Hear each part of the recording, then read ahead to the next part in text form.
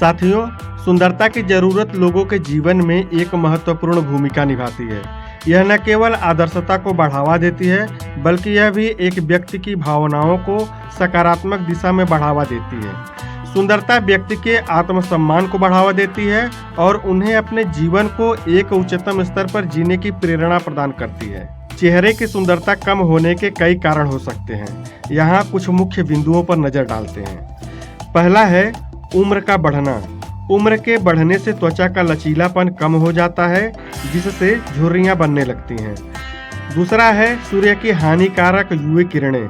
अत्यधिक सूर्य की किरणों के संपर्क में रहने से त्वचा को नुकसान पहुंचता है, जिससे झुर्रियां बनती हैं। सनस्क्रीन का उपयोग न करने से यह समस्या और भी बढ़ सकती है।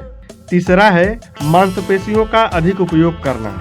बार बार आंखों को बंद करना और खोलना या आंखों को घुमा घुमा कर देखना मांसपेशियों को तनाव में रखता है, जिससे झुर्रियां बन सकती हैं। चौथा है खराब जीवन शैली। धूम्रपान, शराब का सेवन और नींद की बिगड़ता पैटर्न त्वचा क्वालिटी को प्रभावित कर सकता है। ये आदतें त्वचा में ब्लड सर्कुलेशन को कम करती हैं, जिससे झुर्रियां बनने लगती हैं। पांचवा है स्किन केयर न करना।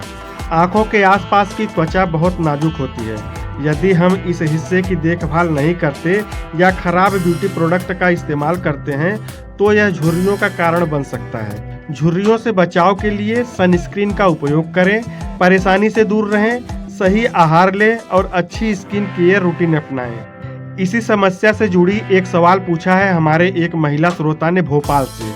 उन्होंने लिखा है कि बर्ड पूप फेशियल क्या होता है, ये कैसे बनाया जाता है और इसका इस्तेमाल कैसे किया जाता है, इसके बारे में कुछ बताएं।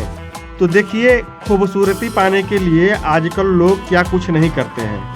यही कारण है कि ब्यूटी वर्ल्ड में आए दिन रोज नए नए ट्रेंड सामने आते रहते हैं। हाल ही में ऐसा ही एक नया ब्यूटी ट्रेंड आया है, जिसका नाम है बर्ड पूप फेशियल। यह फेशियल भले ही अभी ट्रेंड में है, लेकिन यह सदियों से चीनी सौंदर्य का हिस्सा रहा है। ये भले ही आपको हैरान करे, पर यह सच्चाई है।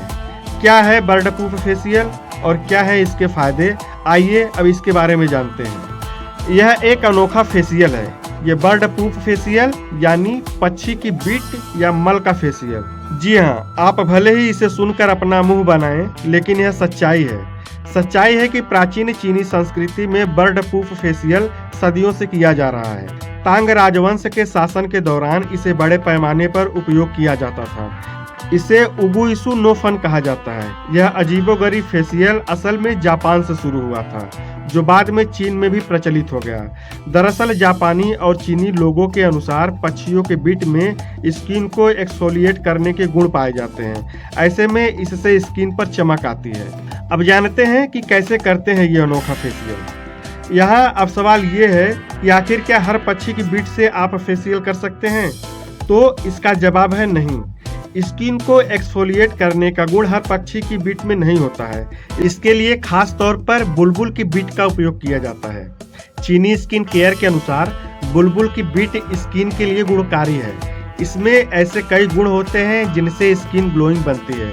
इसके लिए बुलबुल की बीट की कुछ बूंदों को चावल की भूसी में डाला जाता है, फिर जरूरत के अनुसार उसमें पानी डालकर एक पेस्ट तैयार किया जाता है।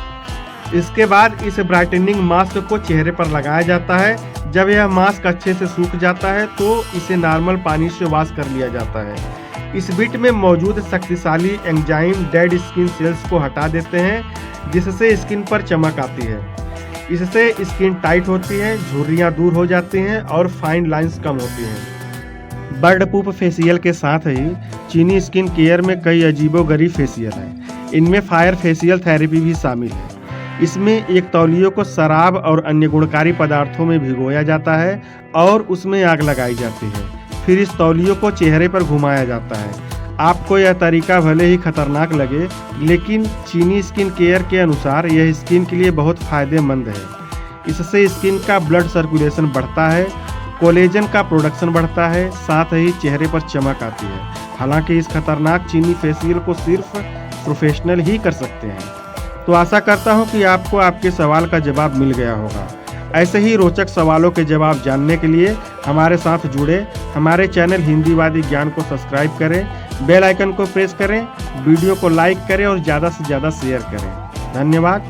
जय हिंद।